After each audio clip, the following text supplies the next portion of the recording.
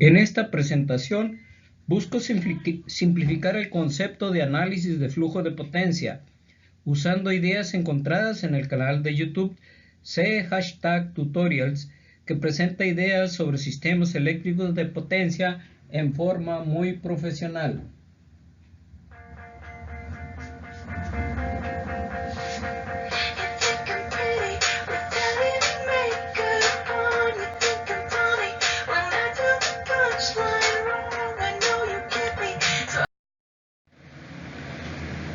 El temario nos envía a entender conceptos nuevos para algunos, complejos para otros, y debemos buscar formas simples de entender el problema, la metodología para encontrar una solución, su vinculación con el diseño y la operación de sistemas de potencia, el análisis de situaciones, qué pasa si, en las que simularemos qué pasa si un equipo queda fuera de operación, y finalmente el uso de herramientas tecnológicas para resolver múltiples y repetitivas operaciones matemáticas y encontrar la solución con prontitud.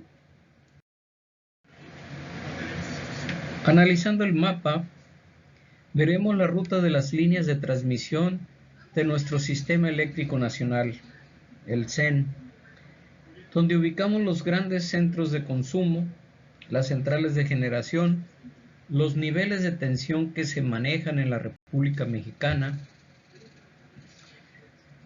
Y pues el tema de la unidad nos lleva a analizar los flujos de potencia en cada uno de los elementos que la componen. Su complejidad puede ser apabullante, cientos de miles de barras, miles de subestaciones y equipos activos o pasivos. El propósito del análisis de flujo de potencia es poder observar en tiempo real el comportamiento de los parámetros de voltaje, corriente, potencias, eficiencia, de un sistema eléctrico. En la diapositiva tenemos un esquema unifilar de un sistema eléctrico de potencia pequeño, de 4 barras, nodos o buses. Estos buses los identificamos en las líneas horizontales del esquema. Las centrales de generación las identificamos con el círculo, símbolo del generador eléctrico. Los consumidores los identificamos con la flecha, símbolo de una carga, de la cual conocemos su potencia real y su potencia reactiva. Los nodos se clasifican según su propósito en nodos de referencia para la fuente principal, donde controlamos tensión y la regulamos. El segundo tipo de bus es aquel que tiene restricción en el control de la tensión. Mantiene la tensión constante y la potencia a generar también constante. Se les llama buses PV.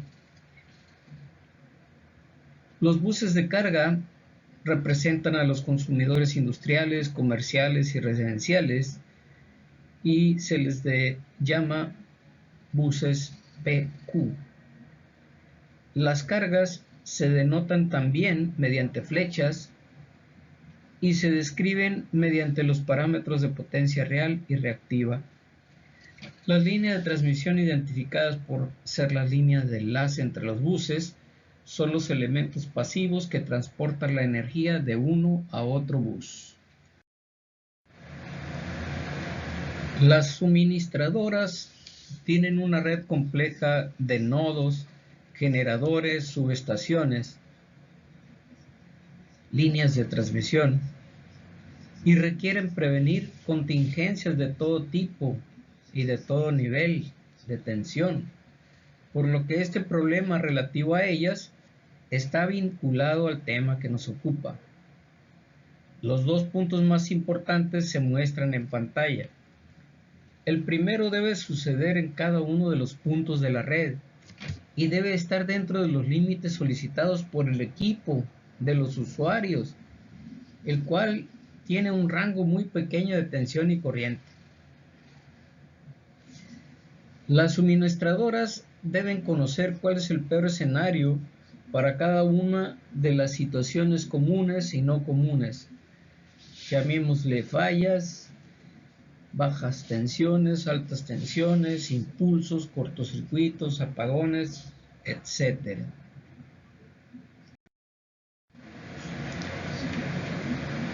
Las suministradoras conocen las costumbres de consumo en potencia real y potencia reactiva. Además, mantienen el equipo registrándolo en tiempo real. Conocen la potencia y la eficiencia de cada máquina que tienen instalada. Saben cuánto cuesta la energía de centrales de generación con todo tipo de energía. Saben que el menor costo lo tienen al operar centrales nucleares, hidroeléctricas, geotérmicas, eólicas, y dependen del mantenimiento de los equipos para garantizar su disponibilidad. Las suministradoras ya saben cuál es el voltaje al que tienen configurado su regulador, la generación en watts que tienen que suministrar, debido a que conocen las cargas, conocen la potencia en watts de las cargas, su potencia reactiva en bars, y además pues conocen cuál es el voltaje de generación. Entonces, si saben todo esto, ¿cuál es el problema? Lo que podemos nosotros ya deducir es que lo que entra lo conocemos y lo que sale también lo conocemos. De allí estamos entonces analizando una caja negra en la cual conocemos cómo estamos nosotros configurando el emisor y conocemos cuál es la salida en el receptor. De allí que tengamos que promover el análisis. Las líneas de transmisión forman caminos. Son impedancias que transportan las corrientes que alimentan a las barras. Y las corrientes fluirán a través de la ruta de más baja impedancia. Las corrientes están solicitadas por las cargas. Al fluir la corriente a través de una impedancia, se formará una caída de tensión que cambiará cada voltaje en cada nodo de la red. También se generan las incógnitas P y Q en cada línea de transmisión y los voltajes cambiarán en cada nodo. Una solución sería resolver para las tensiones en cada barra y luego conocer las potencias que fluyen por las líneas de transmisión, tanto reales como reactivas, así como las pérdidas en cada línea. Otra cosa que debemos saber es qué pasa cuando un componente sale del sistema. Como en el ejemplo, al quedar fuera una línea de transmisión, se provocan apagones, los que causan que las corrientes, flujos y tensiones del sistema cambien. En este momento, el suministrador deberá considerar cómo fluirán las tensiones y corrientes para mantener la continuidad y la funcionalidad del suministro. Reduzcamos la complejidad del problema a solo un nodo. Tenemos muchas incógnitas y tenemos algunas variables conocidas. Veamos un solo bus del sistema. Consideremos que si la incógnita es su tensión, no podemos saber su magnitud, pues ignoramos los flujos de potencia que entran y salen del bus. Lo que conocemos es la carga impuesta sobre el bus a partir de los consumos de los usuarios, los cuales se pueden traducir a potencia real en watts, potencia reactiva en bars. Teniendo estos conceptos, ¿cómo determinamos la tensión y el flujo?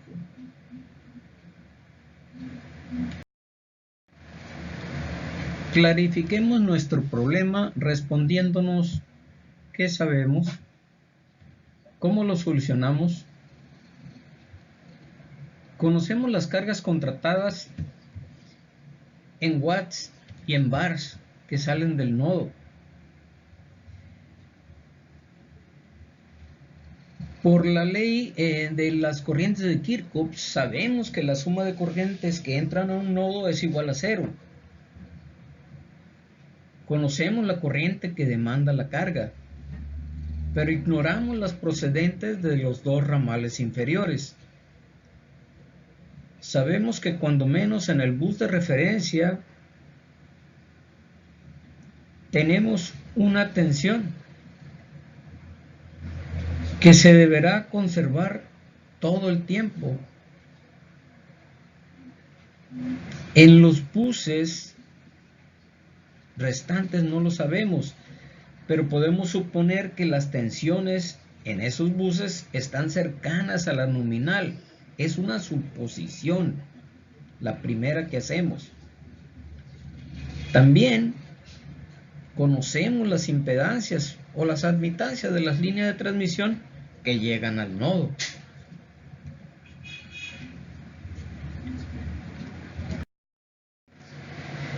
Empecemos a hacer ingeniería para solucionar situaciones. Una vez elegido el sitio a analizar o nodo, identificamos las incógnitas y las variables conocidas. En el bus 1 conocemos el voltaje de generación, V1, y la línea de enlace entre los buses 1 y 2 tiene una impedancia Z12. Del bus 2 ignoramos cuál sería su tensión, V2, pero conocemos la carga en watts y bars. La línea de enlace entre los buses 2 y 4 presenta una impedancia Z24 conocida, pero ignoramos la tensión en el bus 4. Aplicando la ley de corrientes de Kirchhoff, elegimos el sentido de las corrientes y formulamos las siguientes ecuaciones. Primero, al aplicar la ley de las corrientes de Kirchhoff para la ecuación 1, igualamos a 0 la suma de las corrientes de la carga y de cada una de las ramas. Luego, aplicando la ley de voltajes de Kirchhoff, obtenemos las ecuaciones 2 y 3, donde en cada una establecemos que la corriente en la rama proviene de la división de la diferencia de tensión entre los nodos dividido por la impedancia de la rama en cuestión. Finalmente, determinamos la corriente en la carga dividiendo la potencia aparente de la carga entre la tensión nominal del nodo. La ecuación, pues en este caso, la ecuación final determina la corriente en la carga.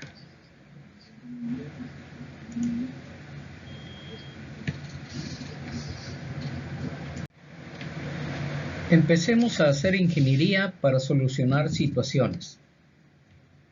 Una vez elegido el sitio a analizar o nodo, identificamos las incógnitas y las variables conocidas. Específicamente, En el bus 1 conocemos el voltaje de generación, V1. La línea de enlace entre los buses 1 y 2 tiene una impedancia Z12. Del bus 2 ignoramos cuál sería su tensión, pero conocemos la carga en watts y bars. La línea de enlace de los buses 2 y 4 presenta una impedancia Z24 conocida, pero ignoramos la tensión en el bus 4.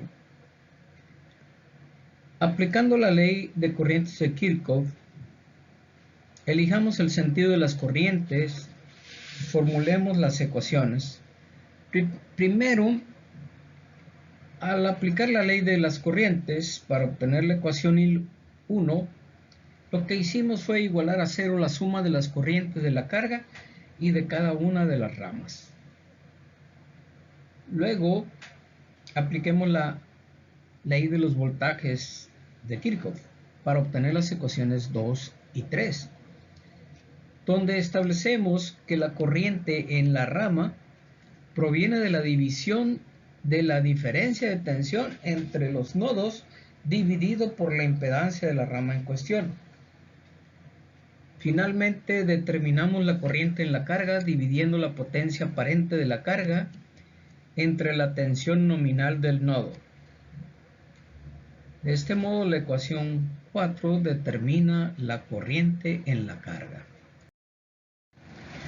Luego, organizamos las ecuaciones obtenidas y aplicando la sustitución, expresamos la ecuación 1 en términos de potencias, impedancias y tensiones. Conocemos que la admitancia es el recíproco de la impedancia. La ecuación final contempla este concepto.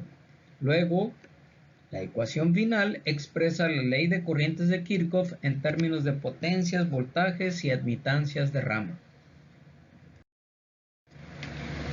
En esta diapositiva introducimos el concepto de admitancia del nodo 2 y la denominamos Y22, que sería la suma de las impedancias que llegan a dicho nodo.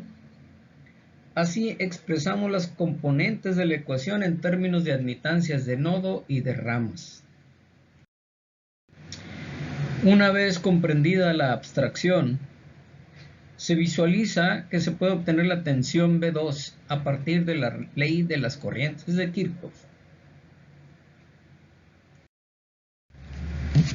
Para solucionar el sistema de ecuaciones, empezamos con el viejo método de prueba y error. Usaremos nuevos nombres y le llamamos suposición e iteración. Suponemos valores iniciales para las tensiones desconocidas y realizamos un cálculo inicial.